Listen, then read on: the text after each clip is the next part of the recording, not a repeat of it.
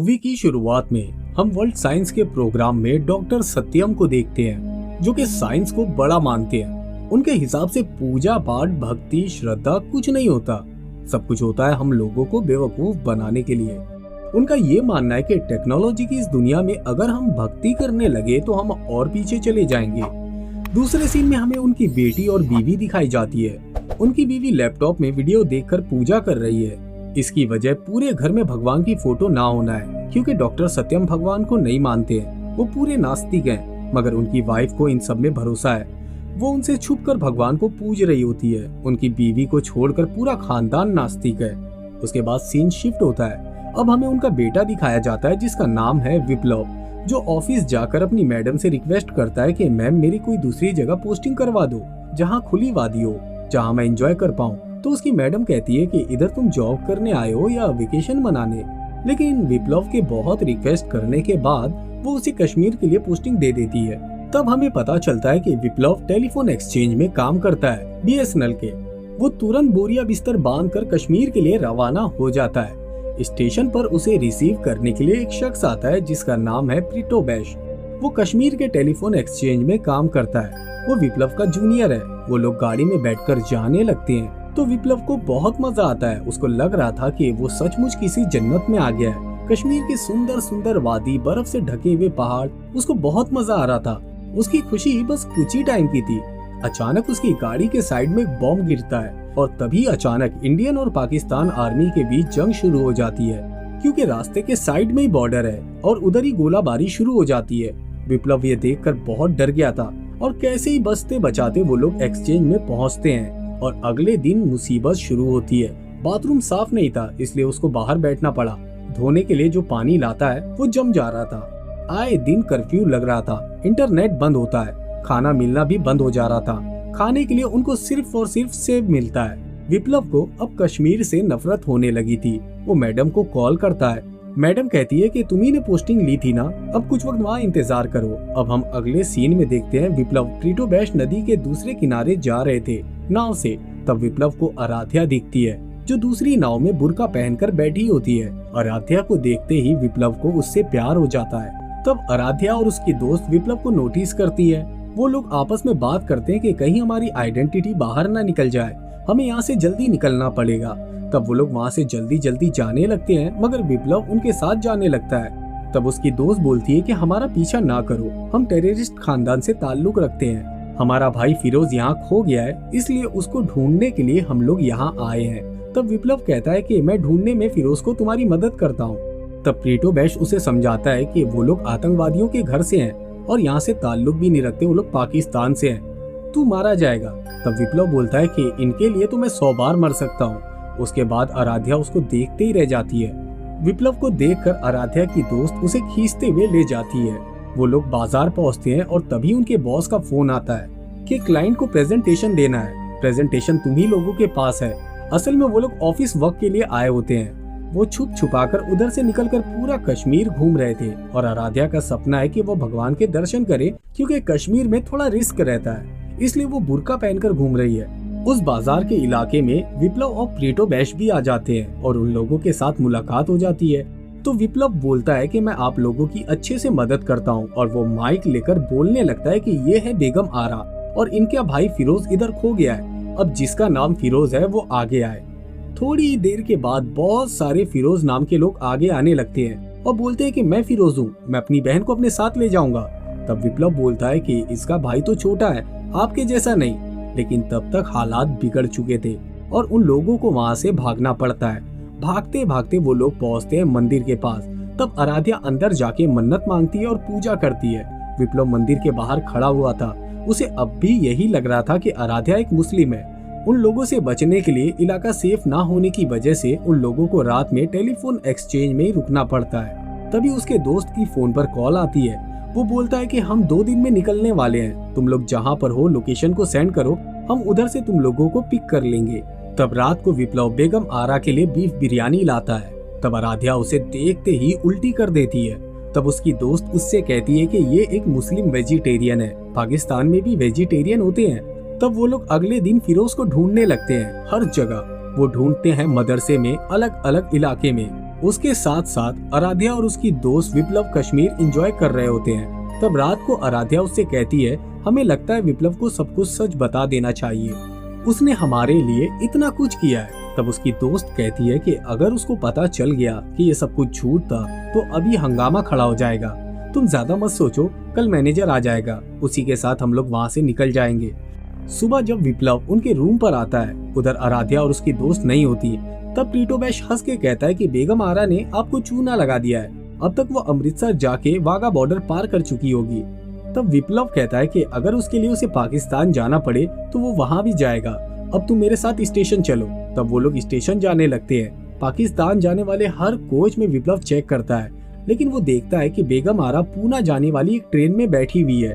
भागते हुए विप्लव ट्रेन में चढ़ता है और बेगम को अपने पूरे दिल की बात बता देता है और ये बोलता है कि मैं आपसे शादी करना चाहता हूँ, और ये भी कहता है कि आप गलत ट्रेन में चढ़ गई हो, ये ट्रेन पाकिस्तान नहीं बल्कि पूना जाएगी।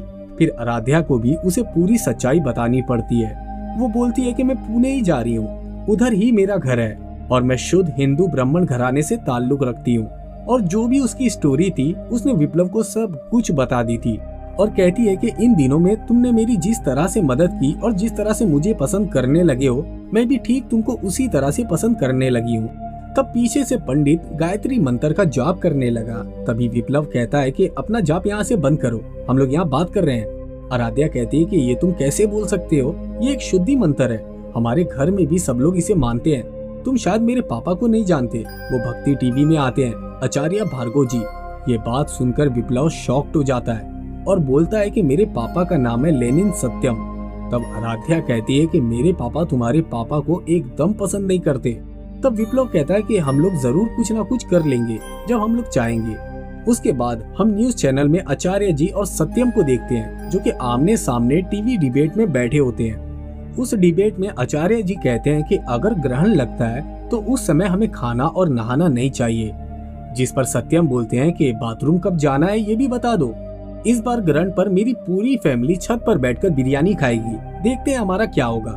इस डिबेट से पता चलता है कि आचार्य जी और सत्यम के दरमियान 36 का आंकड़ा है। रात को विप्लव अपनी माँ को आराध्या के और उसके पूरे खानदान के बारे में बताता है। उसकी माँ बहुत खुश होती है और इस बात से राजी हो जाती है, मगर उनको डर था कि सत्यम क्या सोचेंगे। फिर अगले दिन माँ और बेटे आचार्य जी से मिलने जाते हैं और प्रपोजल रखते हैं कि मेरे बेटे के साथ अपनी बेटी की शादी करवा दीजिए, और अपना परिचय भी देते हैं। घर आकर आचार्य जी अपनी बेटी से पूछते हैं और कहते हैं कि तुम्हें कुछ पता है कि तुम किस घर से रिश्ता जोड़ने की बात कर रही हो। लेनिन सत्यम की। उनके घर में सब लोग नास्तिक हैं और इधर हम लोग भगवान की पूजा करते हैं। तब आराध्या कहती है कि विप्लव अपने पापा की तरह नहीं है, आप उससे एक बार मिलकर तो देखिए। घर के बुजुर्गों के कहने पर आचार्य जी मान जाते हैं और दूसरी तरफ सत्यम को माँ और बेटे मना लेते हैं। वो लोग एक दूसरे के घर नहीं मिलते, बल्कि मिलने के लिए जगह ली मेट्रो में। कुछ देर तक वो लोग एक दूसरे से बात तक नहीं करते हैं, वो एकदम चुप होकर बैठे रहते हैं। तब आचार्य जी कहते हैं कि वो विप्लव की जन्म कुंडली देखना चाहते हैं। विप्लव की माँ विप्लव की जन्म कुंडली साथ में ही लाई थी। वो जन्म कुंडली पढ़कर आचार्य जी बताते हैं कि विप्लव की कुंडली में दोष है, ये लोग एक साथ नहीं रह सकते, ये लोग एक साथ रहे भी तो उनकी लाइफ में कभी सुख नहीं रहेगा। तब विप्लव की माँ घबरा जाती है और कहती है कि इसका कोई तो हल होगा आचार्य जी। तब आचार्य जी बोलते हैं कि बाप और बेटे को मिलकर पूजा करनी होगी और गौमूत्र से शुद्ध होना पड़ेगा। ये बात सुनकर सत्यम बहुत गुस्सा हो जाता है और बोलता है कि मुझे नीचा दिखाने के लिए ये पंडित ये सब कुछ बोल रहा है, मैं ये सब कुछ नहीं करूँगा, भले ही इनकी शादी ना हो। ये बोलकर वो दोनों अपनी फैमिली को ले जाते हैं। घर जाकर वो दोनों अपनी फैमिली के खिलाफ हो जाते हैं कि आप लोगों के बिना भी हम लोग खुश रह सकते हैं, और दोनों घर से निकलते हैं और कोर्ट मैरिज कर लेते हैं। विप्लव अपनी ऑफिस की मैडम के घर रुकते हैं। मैडम अपने पति मैथ्यू के साथ रहती है। उनकी बेटी आंचल अभी केरला में है। वो लोग एक साथ हस्बैंड और वाइफ जैसा रहने लगते हैं। वो लोग एक साथ बहुत खुश थे। देखने में ऐसा लग रहा था कि इनकी मैरिड लाइफ बहुत खुशहाल चल रही है। आराध्या हर महीने प्रेगनेंसी टेस्ट करने लगी। देखते ही देखते उसका प्रेगनेंसी टेस्ट पॉजिटिव आ गया। तब आराध्या और विप्लव बहुत खुश होते हैं। डॉक्टर के कैबिन में बैठकर वो अपने दोस्त को बताता है कि हम लोग माँ बाप बनने वाले हैं, तुम मिठाई लेकर जल्दी से हॉस्पिटल आ जाओ। और वो खुशी की खबर हर जगह उसका दोस्त बता देता है। आचार्य के घर में जब ये खबर जाती है तो वो शॉक्ड हो जाते हैं कि मेरी भविष्यवाणी कैसे गलत हो सकती है। फिर हम देखते हैं डॉक्टर को, जो उन लोगों को बताता है कि एक बैड न्यूज है, 6 महीने में मिसकैरेज हुआ है। आप लोग जल्दी से क्लीनिंग प्रोसेस शुरू करवा लीजिए। ये बात सुनकर मानो उन दोनों के पैरों के नीचे से जमीन खिसक जाती है। आराध्या फूट फूट कर रोने लगती है। उसे विप्लव संभालता है। विप्लव आराध्या को घर ले जाता है। तभी वहाँ सत्यम जी आते हैं। इधर आचार्य जी भी मौजूद थे और वो उन्हें बोलने लगते हैं कि मैंने बोला था ना कि ये सब अंधविश्वास होता है, कुछ नहीं होता। देखो आज आराध्या प्रेग्नेंट हो गई है और उनकी मैरिड लाइफ खुशहाल चल रही है। आपकी विद्या गलत साबित हो गई। आप ये जो गलत भविष्यवाणी करते हो ना, ये सब बंद कर दो। आराध्या के पापा की इंसल्ट होते हुए देख आराध्या कहती है कि मेरा मिसकैरेज हो गया है, पापा सही थे। तब आचार्य जी बोलते हैं, बेटी मैंने कहा था ना, मेरी विद्या कभी गलत नहीं होती, तुम लोगों को पूजा करवा लेनी चाहिए थी। वक्त गुजरते गया और उन दोनों में छोटी छोटी बातों पर लड़ाई होने लगती है। लड़ाई कभी इतनी बड़ी हो जाती थी कि उन दोनों में हफ्तों तक बात नहीं होती थी। आराध्या के कहने पर विप्लव ने अपना टेस्ट करा लिया था। टेस्ट में वो पॉजिटिव था, उसको कोई प्रॉब्लम नहीं थी। फिर भी उन लोगों को बच्चा नहीं हो रहा था। आराध्या कहती है कि एक बार हम लोगों को पूजा करा लेनी चाहिए।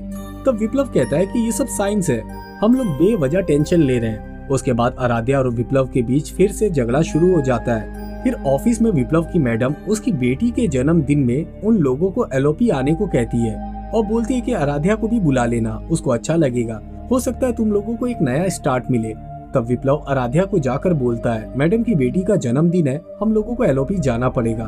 मैडम ने हम लोगों की इतनी मदद की, हम उनके लिए इतना तो कर ही सकते हैं। फिर ये लोग एलओपी के लिए निकल जाते हैं और बोर्ड में उन लोगों का फिर से झगड़ा हो जाता है। फिर ये लोग रात में पहुंचते हैं तो देखते हैं कि आंचल की फोटो पर हार चढ़ा हुआ था और उसके सामने एक बर्थडे केक रखा था। ये सब देखकर वो दोनों शॉक्ड हो जाते हैं। लोगों के जाने के बाद मैडम बोलती है कि जब आंचल हुई थी तो वो प्रीमैच्योर बेबी थी, उसकी हड्डियां बहुत ही कमजोर थी। डॉक्टर ने बोला था कि ये कम से कम 6 महीना ही जिंदा रहेगी। तब मैथ्यू ने मेरा साथ दिया और बोला हम आंचल को कुछ नहीं होने देंगे। उसके बाद मैथ्यू ने उसकी दिन रात खिदमत की। तुम लोग भरोसा नहीं करोगे, आंचल 5 साल तक जिंदा रही, फिर उसकी मृत्यु हो गई। पर मैथ्यू ने मेरा साथ तब भी नहीं छोड़ा, वो मेरे साथ हमेशा रहा। रात खत्म होती है। अगले दिन आराध्या सुबह को किसी को कुछ कहे बिना बोट पर चली जाती है। विप्लव उसे बोट साइड पर ढूंढते हुए जाता है। तब आराध्या कहती है कि हमारा जितना साथ था बस उतना ही है, हम लोग एक साथ खुश नहीं रह सकते।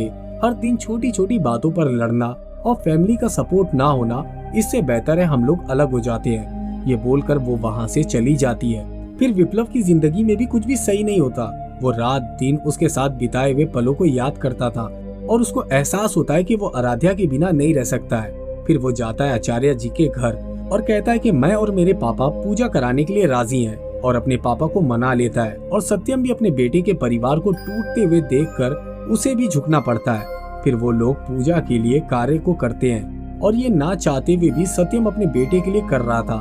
और तभी बारिश हो जाती है। तब आचार्य जी कहते हैं कि भगवान के लिए हम जो कुछ भी करते हैं, अगर उसमें हमारी भक्ति ना हो तो वो दान भगवान नहीं लेते हैं। अभी अभी जो हुआ तुमने ये सब अपने बेटे के लिए किया है, भगवान के लिए नहीं। मैं भी गुस्से में अंधा हो गया था। इस सारे बीच में मैं अपनी बेटी की खुशी देखना भूल गया। दूसरी तरफ विप्लव आराध्या से माफी मांगता है और कहता है कि मैं भी तुम्हारा मैथ्यू बनूंगा, तुम्हारा हर हालत में साथ दूंगा, तुम्हें कभी अकेला नहीं छोड़ूंगा। तुमने मेरे लिए अपने पिता और भगवान को छोड़ दिया, मैं तुम्हारे लिए इतना तो कर ही सकता हूँ। आराध्या भी उसे माफ कर देती है और इसी के साथ ये मूवी यहीं पर खत्म हो जाती है। दोस्तों, अगर आपको हमारा ये वीडियो पसंद आया हो तो वीडियो को लाइक करके चैनल को सब्सक्राइब कर ले और हाँ, बेल आइकॉन के बटन को दबाना ना भूले। फिर मिलेंगे अगले वीडियो में। जय हिंद।